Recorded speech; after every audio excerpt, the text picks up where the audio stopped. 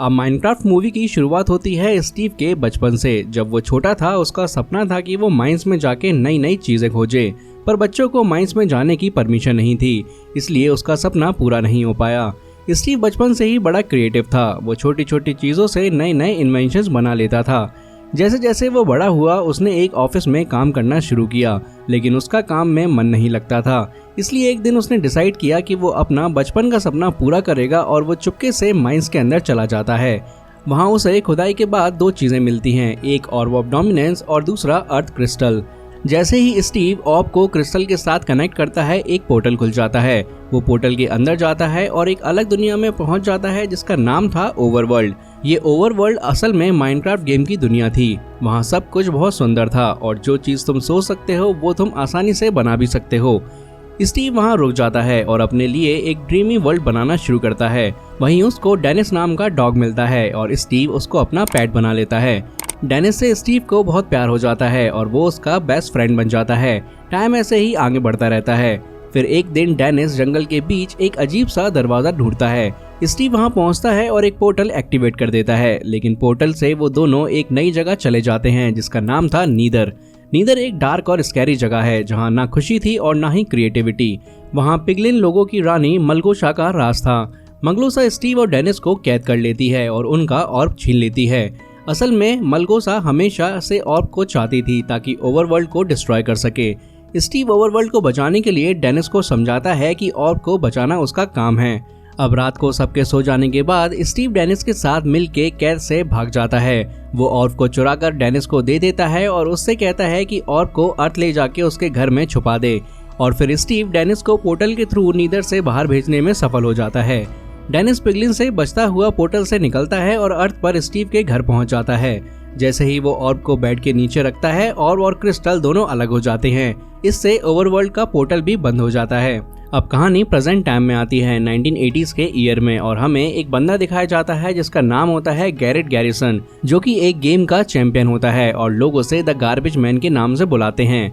अब वो एक छोटा सा वीडियो गेम स्टोर चला रहा होता है और उसकी फाइनेंशियल कंडीशन ठीक नहीं होती और ऊपर से उसे शॉप खाली करने का नोटिस भी मिल जाता है। तो पैसे कमाने के लिए वो एक स्टोरेज ऑक्शन में जाता है जहां पुराने कंटेनर्स बिक रहे होते हैं। यहाँ पहुंचने के बाद गैरेट को एक स्टोर के बारे में पता चलता है जहां 1978 का सुपर पॉपुलर गेम कॉस्मोस पड़ा होता है। कॉस्मोस का नाम सुनते ही गैरेट एक्साइटेड हो जाता है और उसे लगता है कि अगर ये गेम उसे मिल गया तो उसे काफी पैसे मिल सकते हैं।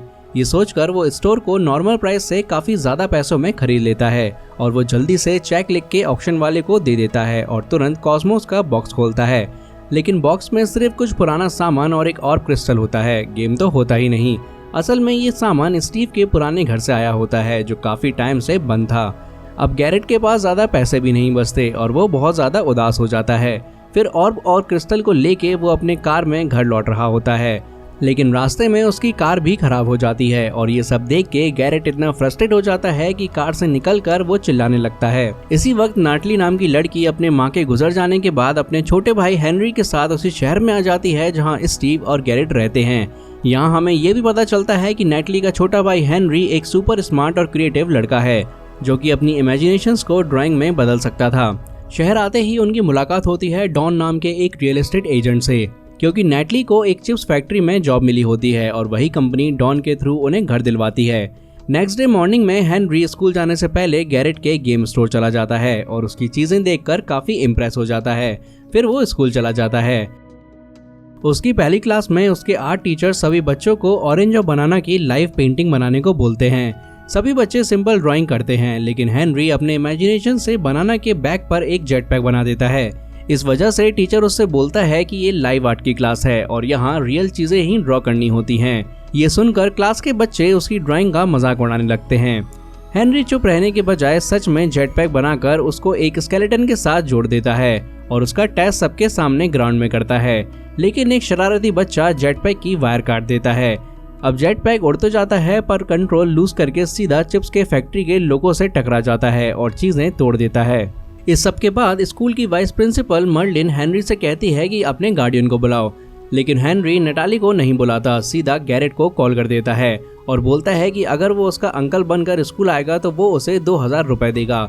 और ये सुनकर गैरेट तुरंत उसके पास चला आता है। अब गैरेट के स्टोर वापस आकर हेनरी जेटपैक की कैलकुलेशन चेक करता है और पाता है कि सारी कैलकुलेशन बिल्कुल सही थी, लेकिन वो ये सब देखकर सैड फील करता है और अपनी डायरी डस्टबिन में फेंक देता है। तभी उसकी नज़र ऑर्ब और क्रिस्टल पर पड़ती है और वो दोनों को एक साथ कंबाइन ज्वाइन कर देता है और जैसे ही दोनों को मिलाकर एक परफेक्ट क्यूब बनता है, ऑर्ब हेनरी को खींचकर पुरानी माइंस तक ले जाता है और माइंस में गैरेट भी उसके साथ होता है। अब दूसरी तरफ जब हेनरी स्कूल या घर दोनों जगह नहीं मिलता तो नेटली टेंशन में आ जाती है। फिर डॉन नेटली के फोन से हेनरी का लोकेशन ट्रैक करती है और उसे पता चलता है कि वो पुरानी माइंस में गया है। अब डॉन नेटली को लेके सीधा माइंस तक पहुंच जाती है। जैसे ही सब वहां मिलते हैं तभी माइंस में बना पोर्टल ऑर्ब के थ्रू सबको खींच लेता है और सीधा ओवरवर्ल्ड ले जाता है। जैसे ही सबकी नज़र ओवरवर्ल्ड पे पड़ती है, सब वहां की ब्यूटी देखकर शॉक हो जाते हैं। पोर्टल अभी भी ओपन होता है तो एक निटविट नाम का गांव वाला पोर्टल से चला जाता है और उसी वक्त डेनिस भी ओवरवर्ल्ड वापस आ जाता है। इसी मोमेंट पे पिगलिन की रानी मलगोसा को सिग्नल मिल जाता है कि ऑर्ब वापस ओवरवर्ल्ड में आ चुका है, तो वो तुरंत स्टीव के पास जाकर बोलती है कि ऑर्ब वापस आ गया है। स्टीव को लगता है कि उसका डॉग डेनिस वापस आ गया है, तो मलगोसा स्टीव को एक डील देती है। अगर स्टीव उसको ऑर्ब दे देगा तो वो डेनिस की जान बख्श देगी और उसे आज़ाद भी कर देगी। वहीं ओवरवर्ल्ड में नेटली जैसे ही वापस अर्थ जाने की बात करती है, वहां तुरंत रात हो जाती है और सारे के सारे स्केलेटन मॉन्स्टर्स उन पे अटैक कर देते हैं। सब भागते हैं और भागते टाइम हेनरी एक पेड़ से टकरा जाता है। वहीं पे उसको आइडिया आता है कि इस दुनिया में चीज़ें कैसे बनाई जा सकती हैं, तो वो सर्वाइवल मोड ऑन करते हुए नेटली, डॉन और अपने आसपास लकड़ी से एक स्ट्रॉन्ग किला बना लेते हैं जिससे मॉन्स्टर से बच सकें। लेकिन ऑर्ब और क्रिस्टल उस किले के बाहर ही रह जाते हैं। गार्नेट भी अपनी जान बचाता हुआ उधर ही आ जाता है और जमीन से ऑर्ब उठा लेता है। तभी एक मॉन्स्टर तीर मारकर क्रिस्टल को तोड़ देता है, पर गार्नेट ऑर्ब लेकर किले के अंदर घुस जाता है और कुछ ज़ॉम्बीज़ भी उसके पीछे आ जाते हैं। जब ज़ॉम्बीज़ उनको मारने ही वाले होते हैं तभी स्टीव एक हीरोइक एंट्री लेता है और सारे क्रीपर्स को यानी कि ज़ॉम्बीज़ को मार देता है और सूरज निकलते ही सारे स्केलेटन्स और क्रीपर्स जल के खत्म हो जाते हैं। उसके बाद स्टीव अपना इंट्रो देता है और सबको समझाता है कि अर्थ क्रिस्टल टूट गया है, इसलिए अब वापस अर्थ जाना मुश्किल है। लेकिन स्टीव एक सॉल्यूशन देता है। वो कहता है कि वुडलैंड मैंशन में एक आखिरी क्रिस्टल बचा है जिसको हमें ढूंढना पड़ेगा। फिर स्टीव एक डील करता है। वो कहता है अगर तुम मुझे ऑर्ब दे दोगे तो मैं क्रिस्टल ढूंढने के बाद तुम सबको वापस अर्थ भेज दूंगा, और सब स्टीव की बात मान जाते हैं। उसके बाद स्टीव सबको एक विलेज ले जाता है जहां उसका अपना स्टोर होता है। वहां स्टीव गैरेट और हेनरी को अपने बनाए हुए टूल्स और वेपन्स दिखाता है जो उसने पहले बैटल्स में यूज किए थे। तभी गैरेट को एक एंडर पर्ल मिलती है। स्टीव उसको बताता है कि इसको जहां भी फेंकोगे तो तुम तुरंत वहां टेलीपोर्ट हो जाओगे, पर गैरेट सुनता नहीं और मजाक में उसको पीछे फेंक देता है और वो तुरंत टेलीपोर्ट होकर पीछे आ जाता है। ये देखकर गैरेट काफी घबरा जाता है। फिर स्टीव हेनरी और गैरेट को वेपन्स बनाना सिखाता है।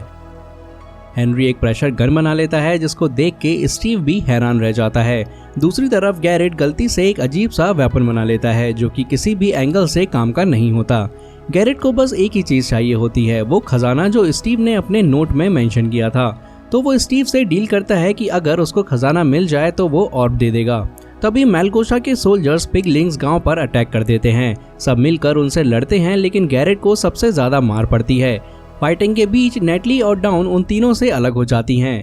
अब स्टीव हेनरी और गैरेट को ले जाकर गांव की दीवार पर चढ़ जाता है। वहां वो उनको लोहे के पंख देता है ताकि वो उड़ सके और सामने वाली पहाड़ियों की तरफ इशारा करके बताता है कि उनके उस पार वुडलैंड मैंशन है।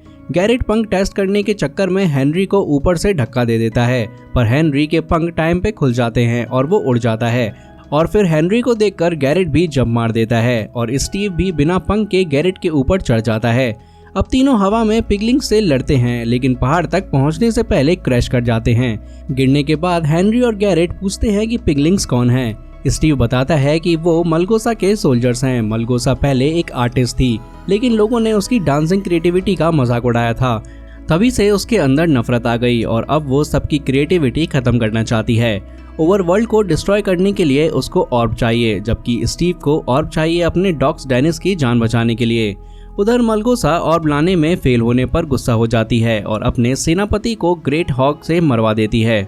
इधर डॉन और नेटली को एक डॉग मिलता है। डॉन उसको हड्डी देती है और नेटली नोटिस करती है कि उसके कॉलर पर डेनिस लिखा है। अब डेनिस स्टीव की स्मेल को पकड़कर उन दोनों को वुडलैंड मैंशन की तरफ ले जाता है। इधर स्टीव गैरेट के प्रेशर में उसे अपनी एक पुरानी माइन हीरो की खान में ले जाता है, पर तभी द ग्रेट हॉग माइन की दीवार तोड़ देता है।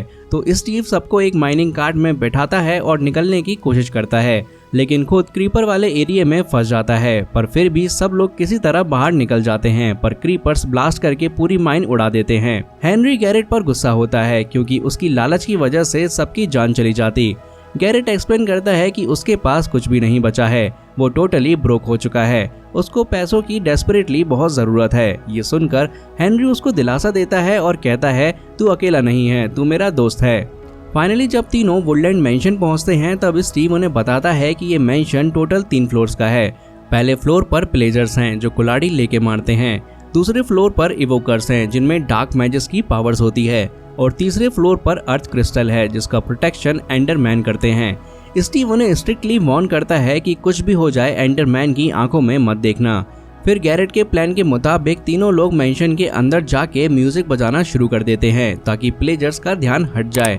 इसका फायदा उठा के हेनरी चुपके से 2nd फ्लोर पे चला जाता है, लेकिन प्लेजर्स उसे देख लेते हैं और उसके पीछे भाग पड़ते हैं। भागते भागते हेनरी 3rd फ्लोर तक पहुंच जाता है। वहीं गैरेट की फाइट एक छोटी सी लेकिन डेंजरस चिकन से हो जाती है और उसके ऊपर एक छोटा सा क्रीपर भी बैठा होता है और वो गैरेट की खूब पिटाई करता है। तभी हेनरी को अर्थ क्रिस्टल मिल जाता है, पर गलती से हेनरी एंडरमैन की आंखों में देख लेता है, जिससे उसे हेलुसिनेशन होने लगते हैं जैसे सब उसे लूजर कह रहे हों। लेकिन हेनरी अपने आप को संभालता है और एंडरमैन को मार देता है। एंडरमैन के मरने पर उसे एक एंडर पर्ल मिलती है जिससे वो टेलीपोर्ट कर सकता है। क्रिस्टल मिलने के बाद जब तीनों लोग मैंशन से निकल के ब्रिज क्रॉस कर रहे होते हैं तभी मलगोशा वहां आ जाती है। वो अपने पिलेजर्स को उन पे हमला करने का ऑर्डर देती है और हेनरी से ऑर्ब छीन लेती है। अब गैरेट उन सबको वहां से निकालने की कोशिश करता है और खुद अकेला पिलेजर से लड़ता है, पर पिलगिन्स ब्रिज को उड़ा देते हैं जिससे गैरेट भी नीचे गिर जाता है।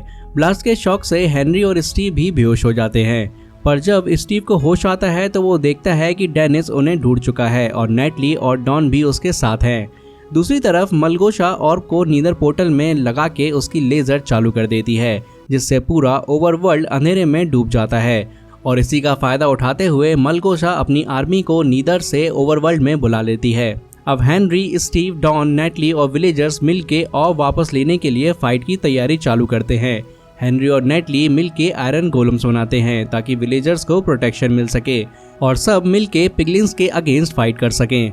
जब मलगोशा अपनी आर्मी को हारते हुए देखती है तो अपना सबसे बड़ा वेपन यानी कि द ग्रेट हॉग भेजती है। स्टीव उससे फाइट करता है और हेनरी एंडर पर्ल का यूज करके सीधा ऑर्ब के पास पहुंच जाता है, पर जब हेनरी ऑर्ब लेने ही वाला होता है तभी ग्रेट हॉग उस पर फायर करता है और हेनरी नीचे गिरने लगता है। लेकिन इससे पहले कि वो नीचे गिरे गैरेट आकर उसे हवा में ही पकड़ लेता है। फिर हमें पता चलता है कि गैरेट बच गया था क्योंकि उसने फ्लाइंग घास को पकड़ लिया था और फिर उसने पिलगिन्स का एयर बलून यूज किया था।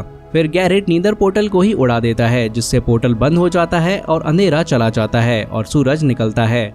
रोशनी आने पर सारे पिलेजर्स ज़ॉम्बी बन जाते हैं और मलगोशा अपनी पावर्स खो देती है। फिर वो स्टीव को मारने की कोशिश करती है लेकिन उसका प्लान फेल हो जाता है और फिर वो मारी जाती है। फिर जब सब कुछ ठीक हो जाता है तब स्टीव अपने डॉग डेनिस को नेटली के हवाले कर देता है और फिर खुद डिसाइड करता है कि वो यहीं रहेगा।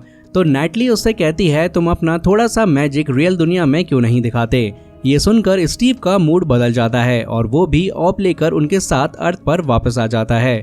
वापस आके सब मिलकर गैरेट के लिए एक नया गेम बनाते हैं। गेम का नाम होता है ब्लॉक सिटी बैटल बडीज और ये गेम सुपर हिट हो जाता है। स्टीव भी गैरेट के स्टोर में अपना एक जबरदस्त म्यूजिकल परफॉर्मेंस देता है। असल में स्टीव गैरेट के बिजनेस का पार्टनर बन जाता है। वहीं डॉन अपनी बोरिंग जॉब छोड़कर अपना ड्रीम पूरा करती है और एक छोटा सा पोर्टेबल जू खोलती है। दूसरी तरफ नेटली सबके लिए एक सेल्फ डिफेंस एकेडमी स्टार्ट करती है और हेनरी इस बार अपना जेट पैक पहनकर स्कूल आता है। इससे वो सबसे कूल लड़का बन जाता है। सब उसे पसंद करने लगते हैं और इसी के साथ इस मूवी की कहानी यहीं पर खत्म हो जाती है।